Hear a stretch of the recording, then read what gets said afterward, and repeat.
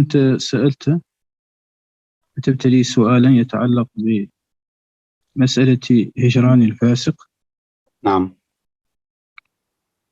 وطبعا هذا الهجران هو مطلوب شرعا، لأن الله تعالى أخبر أنه لا يرضى عن القوم الفاسقين، ومن لا يرضى الله عنه فنحن لا نرضى بصحبته ولا بمجالسته لأمرين: أولا خيفة العدوى، كما لا يجالس المريض الذي به مرض يعدي بحسب العادة، إذن خوف أن يكون لنا مثل حاله هذه ونتصف بها، فهذا داء مضر. الأمراض الدينية أفتك وأضر من الأمراض البدنية. إذن نحن نهجره ابتعادا عن هذا الخلق الذي لا يرضى الله عنه، حتى لا نكون بمثل هذا الوصف. هذا هو الشيء الأول. Par rapport à la question de délaisser le fasiq, un frère avait demandé cela à la fin du cours précédent.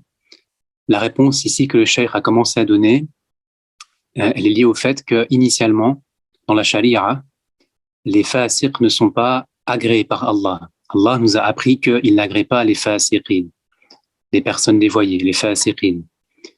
Or, les personnes qu'Allah n'agrée pas, il nous est obligatoire de ne pas apprécier leur compagnie. Et ceci implique de ne pas initialement donc s'asseoir avec eux, prolonger les séances auprès d'eux, d'accord, leur tenir compagnie durablement, pour plusieurs raisons, pour deux raisons que le cheikh va donner ici. Il a déjà donné la première. La première raison de cela, c'est que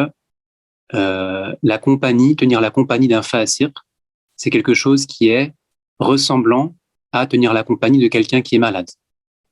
Car dans le cours précédent, on avait abordé cela sous cet angle-là. On avait comparé le fasiq à un malade. Eh bien, tenir la compagnie d'un fasiq, on peut en craindre une sorte de contagion.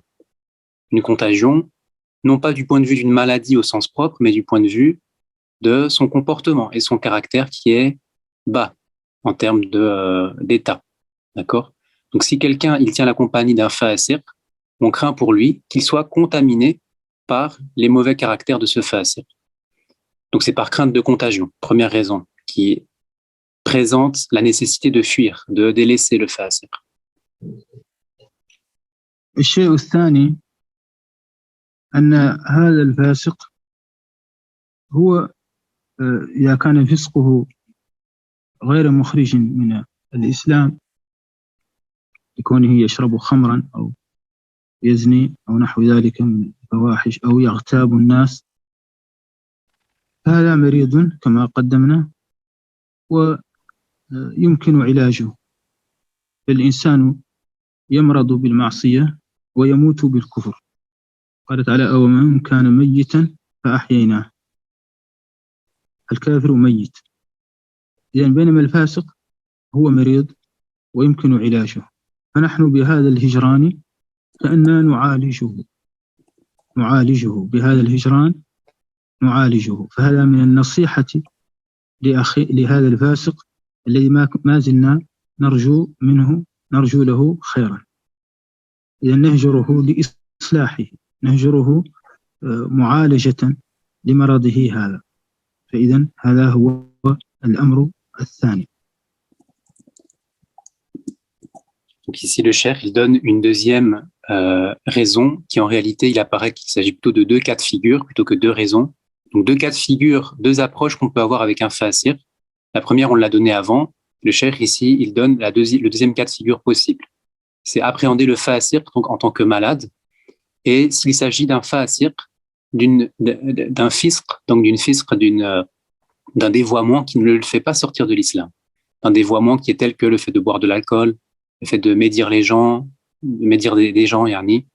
D'accord, ces choses-là ne font pas sortir de l'islam. Ceci fait que il est possible, éventuellement, de rester quelque temps auprès de ce fasiq, auprès de cette personne qui est malade du point de vue du caractère, afin de la guérir, afin d'essayer de la guérir, de la conseiller. Car en effet, le fasiq étant quelqu'un de malade, il n'est pas mort. Il n'est pas mort comme quelqu'un qui n'est pas qui est incroyant, par exemple, d'accord? Quelqu'un qui serait sorti de l'islam, celui-là, il n'est pas comme le fasiq qui est encore musulman et qui n'est pas mort, qui est simplement malade. Le malade, on le guérit. Dans ce cas-là, si on espère pouvoir le guérir en lui tenant compagnie, par le conseil, par le bon comportement, eh bien, on peut rester avec lui. D'accord? Et ceci est notamment aussi présenté dans la parole d'Allah Ta'ala, dont on comprend que ceux qui ont été morts, nous leur avons redonné la vie, au sens que les non-croyants, ils ont reçu une vie au sens figuré par la foi. Ils se sont convertis à l'islam, ils sont entrés en islam, ils sont entrés dans la foi. إذن فنحن نهجر الفاسق لمصلحتنا ولمصلحته. لمصلحتنا حتى لا نتضرر بصحبته، لا يسري إلينا خلقه، ولمصلحته هو ليكون هذا الهجر يعني يكون هذا الهجر يدعوه إلى أن يستقيم أمره يعني يستقيم أمره. فهذان هما سببا هجر هذا الفاسق. Et maintenant, au sein des causes qui font que la personne est censée fuir du fasiq, que le musulman est censé fuir du fasiq, la première cause, c'est qu'il y a un intérêt pour le musulman lui-même à fuir du fasiq, à délaisser le fasiq, délaisser sa compagnie, pour son propre intérêt, tout simplement, pour ne pas être contaminé, comme on l'a dit, pour ne pas être influencé par ses mauvais caractères. Mais il y a aussi un intérêt du point de vue du fasiq lui-même, dans le fait de le délaisser le fasiq. Il y a un intérêt pour lui-même, dans le sens que si on délaisse le fasiq, eh bien, ceci constitue un conseil pour lui. C'est quelque chose qui va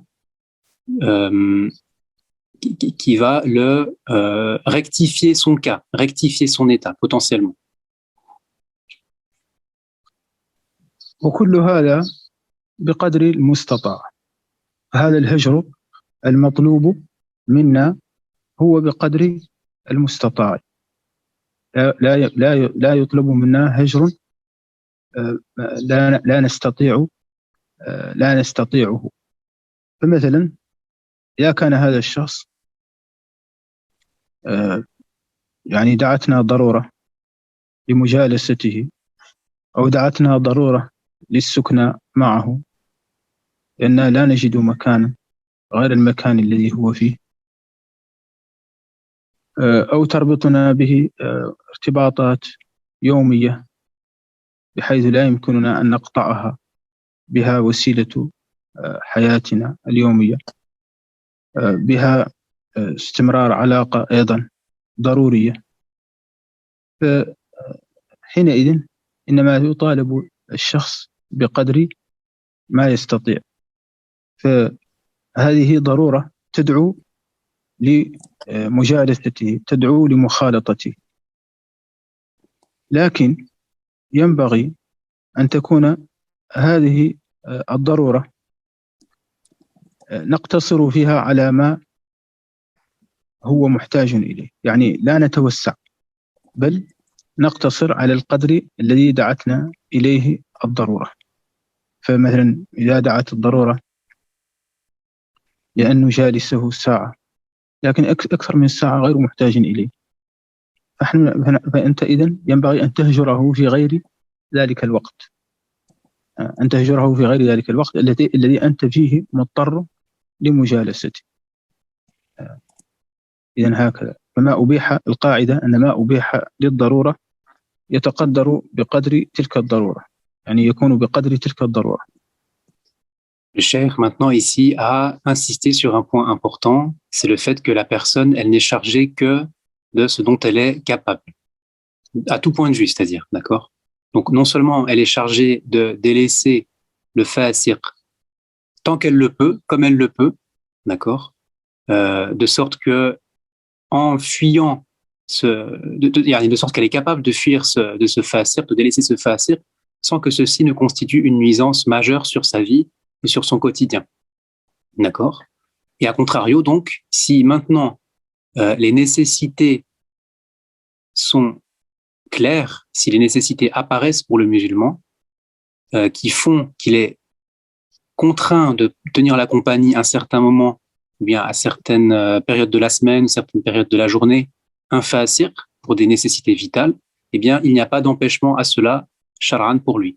C'est-à-dire qu'il a le droit, dans ce cas-là, ici, en tant qu'exception, par nécessité, de tenir la compagnie du fasir. Parce que pour lui, c'est une nécessité vitale, d'accord? Comme par exemple le fait d'acquérir sa subsistance par un moyen licite. Eh bien, si quelqu'un il tient la compagnie d'un fasir à cette occasion-là et qu'il n'a pas d'autre choix que cela et qu'il ne trouve pas donc une autre manière d'acquérir sa subsistance, et ici il n'y a pas d'empêchement pour lui qu'il tienne un certain temps, le temps minimum, le temps nécessaire, la compagnie d'un fasir. De même, quelqu'un qui, par exemple, loue un appartement auprès de quelqu'un qui lui-même est fasir, ou bien quelqu'un il loue un logement et dans son logement à lui, eh bien, il y a des personnes qui sont fasir et il ne peut pas les repousser de ce logement-là, comme si c'est un logement partagé ou quelque chose comme ça. Toutes ces situations-là sont des exemples où le musulman, il peut être confronté à la compagnie des fasiqines par nécessité. Dans ce cas-là, ce n'est pas interdit pour lui de tenir leur compagnie. Et maintenant, donc, à ce stade-là, le musulman, s'il tient la compagnie par nécessité d'un fasir, il n'est pas censé dépasser la quantité nécessaire. Si il ne lui suffit pour échapper à la nuisance de tenir la compagnie d'un fasir que pendant 1 heure, par exemple, et si c'est plus qu'1 heure, il n'a pas besoin de te lui tenir la compagnie plus qu'1 heure, eh bien, il se suffit d'une seule heure. Il ne va pas dépasser cela et prendre plus que nécessaire. Il ne va pas dépasser la chose plus que la nécessité. Car à l'origine, on a dit, la compagnie d'un fasir, c'est interdit, c'est défendu, pour toutes les nuisances qu'on a évoquées. Maintenant, si quelque chose qui est à l'origine interdit est rendu permis par la charia, eh bien cette chose-là qui est rendue permise, elle n'est rendue permise qu'en fonction de la quantité nécessaire, ni proportionnellement à ce qui est nécessaire. Ce qui est rendu permis, de parmi les choses défendues, elles ne sont rendues permises que proportionnellement à la nécessité. C'est une règle dans le fiqh. Et c'est par cela que le cheikh a dit tout cela. وأنا أنصح من كان له شخص بهذا الوصف ولا يمكنه إلا أن يكون مثلا يجالسه أنصحه ب3 أشياء. أولا، لا يترك نصيحته خصوصا في الأوقات التي يأنس منه أنه يقبل النصح. الشيء الثاني أن يتخلق يعني الشخص هذا أخانا هذا الذي ابتلي بصحبة هذا الفاسق أن يحافظ على الأخلاق الدينية، يعني الأخلاق التي ينبغي أن تلتزم، فمحافظته عليها هذا قد يجر هذا الفاسق إلى الاتصاف بتلك الأوصاف المستقيمة، لأنها تعجبه تلك الأخلاق، كأنه يحب أن يكون بمثل هذا الوصف. فمحافظة الصديق على الأخلاق العادلة، الأخلاق القويمة، هذا مما يعجب هذا الرفيق، وقد يتزيى ويتخلق بمثل هذا الخلق. الشيء الثالث وهو أهم، أن يدعو له بظهر الغيب، يدعو لأخيه بأن يستقيم حاله، بأن يرزقه الله تعالى الهداية، فهذا من صلة رحمه إذا كان بينه وبينه رحم، ومن رعاية حقه أيضا إذا كان جارا أو صديق.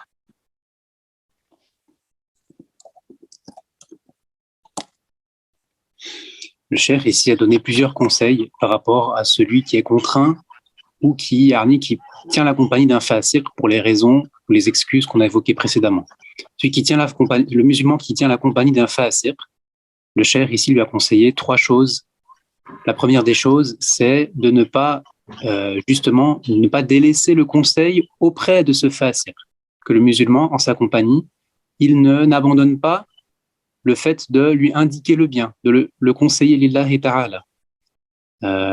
Dans les moments où il ne désespère pas que ce fasiq accepte le conseil. Tant que le fasiq peut potentiellement accepter ce conseil, cette indication, cette amélioration, eh bien, le musulman le conseille. Deuxième chose ici, le fait de s'attacher aux comportements qui sont religieux, les comportements exemplaires qui sont enseignés dans la religion. Eh bien, le musulman s'en attribue et il s'en embellit pleinement, de sorte à ce que ceci puisse être aussi une influence, du coup, du musulman sur le fasiq, pour que le fasiq lui-même puisse s'imprégner de ça aussi et puisse s'en inspirer éventuellement, qu'il puisse être encouragé à s'adonner à ces comportements de bien. Excusez-moi, je vais juste demander à quelqu'un de couper le micro si possible.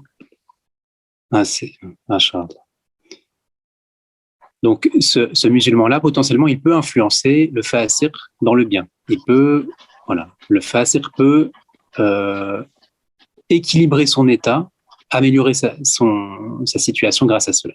Et troisièmement, si maintenant il y a un lien de parenté entre ce fasiq et le musulman en question, le fait de tenir sa compagnie en cas d'excuse et en cas de possibilité, comme on l'a dit avant, en le conseillant, etc., ceci peut constituer une sila du rahim, c'est-à-dire un maintien des liens de parenté, un maintien des liens avec ses proches.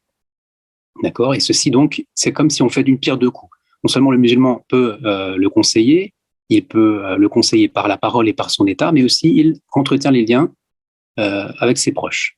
Ou si ce fasiq, c'est pas quelqu'un de sa famille, mais quelqu'un de ses amis. Et dans ce cas-là, c'est aussi quelque chose où il peut mettre une intention lillahi ta'ala de resserrer des liens entre frères, mais aussi donc de le conseiller dans le bien, ce fasiq.